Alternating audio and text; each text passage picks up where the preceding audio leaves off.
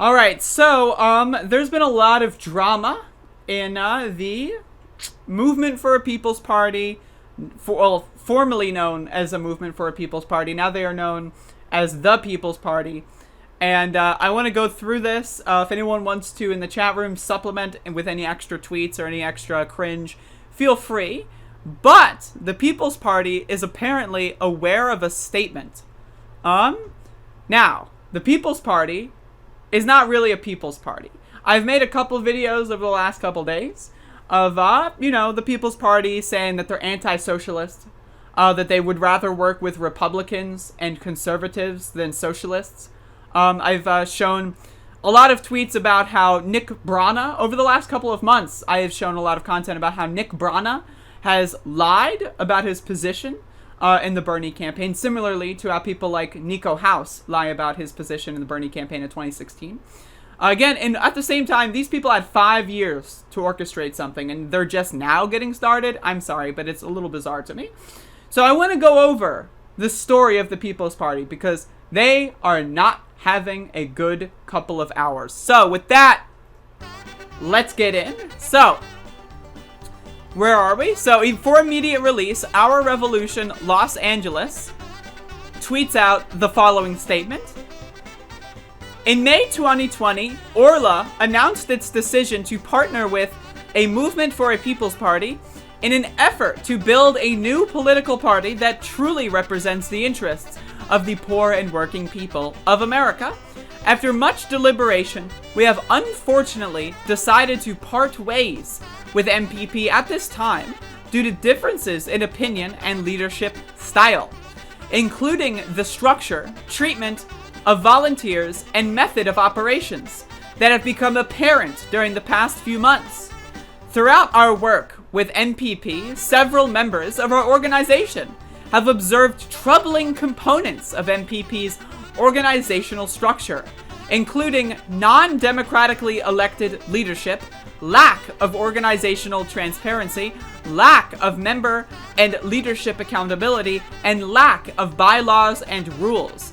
Furthermore, our members have observed and experienced a toxic and top-down hierarchical framework within MPP, which we believe is antithetical to the foundation of our motivations to work with them.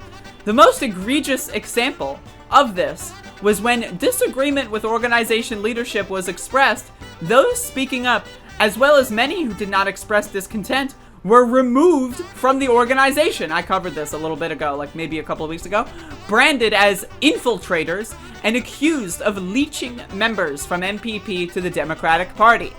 This level of slander and mistreatment of volunteers who have a difference of opinion will not be tolerated by Our Revolution Los Angeles. While all of the members are free to participate in any organization they choose, we also would like to be clear about the status of our formal relationship to MPP. At this time, we take seriously that many have followed in our footsteps to support MPP, and we support every individual and organization's right to decide where their efforts are best directed. We feel it is our responsibility, however, to be open to such parties about this change. Orla has always been and will continue to be committed to electing representatives to government who represent people over profit, policy over politics, and community over corporations. Our platform can be found hyperlinked here. Such goals are our number one policy. We look forward to supporting candidates, individuals, and organizations who align with this purpose, and will continue to embrace the foundational principles of our organization, which, above all else, are transparency, democracy, getting money out of politics, and fighting for a peaceful, dignified future for all.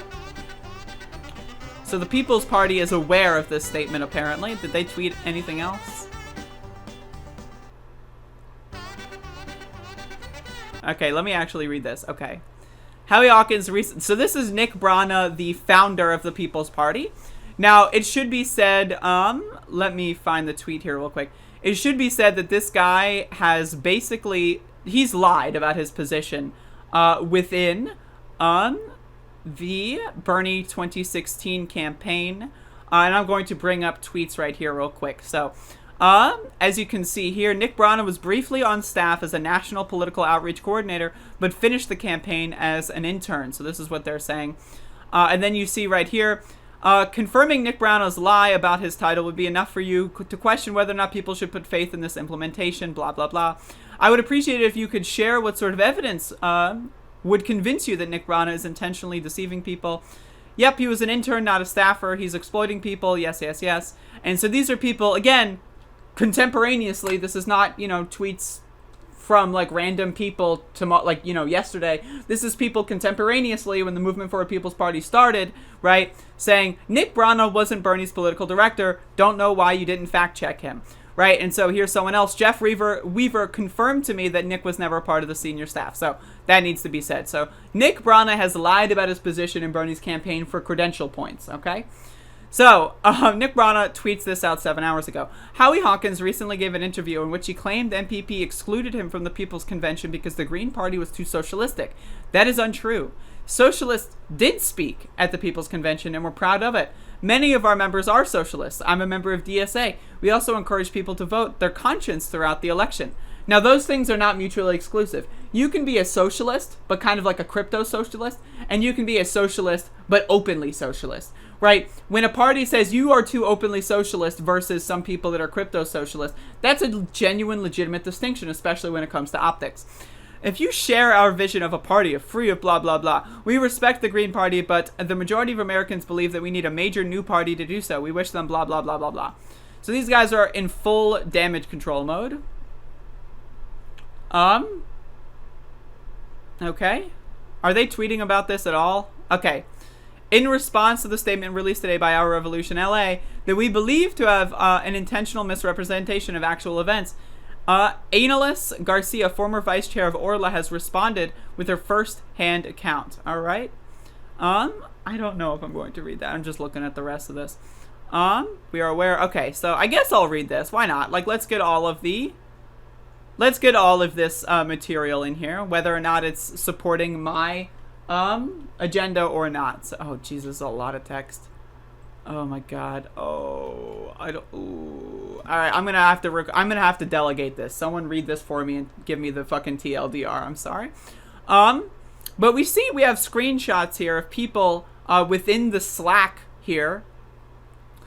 This is the People's Party Slack. These are people that are agreeing with Orla's statement. So, unfortunately, their statement is representative of what I've experienced as well of being part of MPP.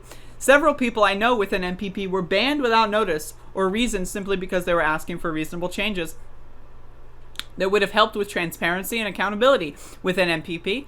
They just want changes so it doesn't appear that members of MPP have no say in what happens within the organization, etc., etc. Honestly, I think they summed up the feelings of a lot of volunteers in MPP very well. So I really hope that that National reads this and reads this press release, internalizes this, and makes legitimate changes instead of getting so defensive. That's apparently not happening. I have to admit, I was skeptical of many of the complaints I heard, but when I started volunteering, but I have heard the same thing from pretty much every group I have come into contact with in the course of my time here. I have also seen the signs in the media and the exodus of regional coordinators and other resignations. I'm so sorry. This is starting to look like a very serious systemic issue for me, and not at all a good time to tell people that they are just being self-aggrandizing or that they need to calm down. So again, even people in the Movement for a People's Party Slack, they're not happy with this. They're really just not happy about that.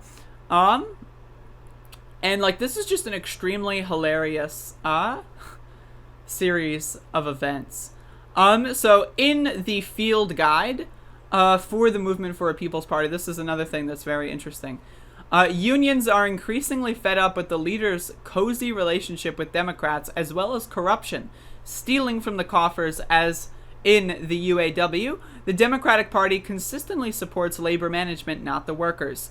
So, that's something that's highlighted because this is a consistent theme I've covered in a lot of my videos on the People's Party, is they really just don't care about unions. They don't care about labor. You see Jimmy Dore, who is the most popular representative of the People's Party. He is directly affiliated with them. He directly linked Force the Vote to the People's Party. Nick Brana's only reason for accepting Jimmy Dore in that style is because he could leech off of Jimmy Dore's fan base. So Jimmy Dore goes on his shit all the time, shit talks about unions, shit talks about, labor organizing, says that organizing is for nerds and all that kind of shit. And it's bizarre that these talking points here are in such a, the Democratic Party has a long history of co-opting movements. Sure, but there's no specificity there. Tens of millions have left the two establishment parties in the past 15 years. 1/3 of all Maine voters are unenrolled. Yeah, but there was a Green Party candidate in Maine. Maine had ranked choice voting, and the Green Party still only got 3%, right? This isn't about right versus left. It's about Wall Street versus Main Street. Two corporate-funded parties versus a people power. And that's another thing. Is, again, it's something very interesting to note that people's parties in Canada, in Europe, they're all fascist parties. They're parties of literal Nazis. They just want to say, oh yeah, we hate the liberal elites. In this case, it's we hate the liberal coastal elites in the United States, right? Again, if you want to unify with Nazis or right-wingers or conservatives, feel free to do so if you do so correctly, right? If you want to say, I want to reach out to people that are conservative, I want to reach out to people that are evangelicals, and I want to try to change their mind, and so that we can work together against the top 1%. Right? That's great. I think we should do that.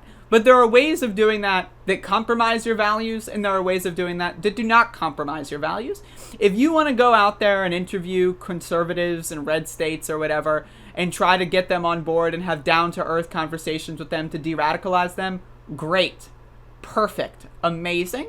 But in every single instance I have seen over the last couple of months, I have seen these people just not trying to de-radicalize right-wingers, but just elevate them to equal status as left-wingers, or especially people in minority groups. For example, I am trans. I don't want to be around people that hate transgender people. Now, if you want to de-radicalize someone from hating transgender people into loving transgender people, that's great. And I'll work with them at that point, right? But the People's Party, right, just is not really aware of that kind of dynamic. They just don't understand that, in order to create working class unity, you do need to de-radicalize people of their radical beliefs. Now, does that mean you have to agree politically or brainwash these people into believing everything you believe? No. But if someone is racist, you need to unlearn that behavior from them. You need to teach them ways to not be racist. If someone is homophobic, you need to tell them things and to explain to them in a calm and reasonable manner so that they will understand why being homophobic is wrong. And the same thing with all the other sorts of bigotry. Now, I think that that's possible. I think that that should be done. And especially if you're a Christian, you can tie that into the Bible, right? So this whole idea, right, that we need to unite with right-wingers is just such a bad fucking idea. It's such a bad fucking idea. And these people are just doing really poor damage control. They lie constantly. Nick Brana has lied constantly about his position in Bernie's campaign. The people affiliated with the People's Party, like Nico House, have lied about their positions in the Bernie Sanders campaign. Nico House says he was the director of North Carolina or something. And then when you look that up, you cannot find a source about that in any capacity that doesn't come from him. It's super bizarre. And then you find sources that do come from the campaign of saying completely different people were those positions, right? So it's really, really bizarre behavior. I've met a lot of people that said that they wanted to work with Movement for a People's Party, and then they got shit canned when they disagreed on minor things, right? This is a huge problem. These people are trying to usurp and steal energy from the Democratic Party. And I'm not a Democratic Party fan. Right? If the Green Party, if the People's Party, if the fucking, Socialist Party, if the Communist Party, if the Libertarian Party, right, were to actually build a mass movement that could take on power, and I would think, at that moment, if I were to cast a vote, if I would assume that maybe they would be able to take that power and they would be able to do things that I agree with that would be a net positive, I would support them, right? But again, the Democratic Party, right now, as far as party politics is concerned, is the best apparatus we have, right? Now, if you want to say, all right, fuck the Democrats, I agree. The answer to that is not to start a new party. That is an energy sink. That is a waste of your fucking time. And the only reason Nick Brana is doing that is because he wants to be at the top. He doesn't want Howie Hawkins to be at the top of his party. He wants himself to be at the top of his party. The best way to build a working class political revolution is by labor and union organizing, getting workers to organize with each other for their own benefits, right? Getting, like, let's say getting major corporations to, like, have all of their employees across multiple chains or, like, fucking stores form a union and maybe do a strike, right? Like Amazon, for example, is a potential one, right? That is the way you build working class power in this country. It's not by building a new top-down narcissist grifter scheme like the People's Party. It's by actually empowering the people you claim to be in favor of. And the problem with the People's Party is, again, look at their convention, right? I like to call it a podcast. It's not a convention. It's a convention. It's a convention, right? It's just a podcast, right? Did they bring on labor leaders and all that? Maybe, like, they brought on a couple, but most of them were just podcasters. And most of them were just there to build their brand. Like, Ryan Knight was just there to double dip in his brand shift from liberal to socialist. And I have no problem if he wants to go from an Elizabeth Warren voter to a Bernie voter to a communist or whatever. That's great, right? But Ryan Knight has this idea that he's somehow the leader of some, like, big movement or something when he doesn't even know what the fuck he's talking about. And the People's Party has done that with Jimmy Dore. They've given all these people space that are just basically using each other as, like, a grift alliance. And it has nothing to do with working class people. The Movement for a People's Party also attacked Nina Turner, who was in the People's Party podcast in August last year. Like, she was a main selling point of that podcast, right?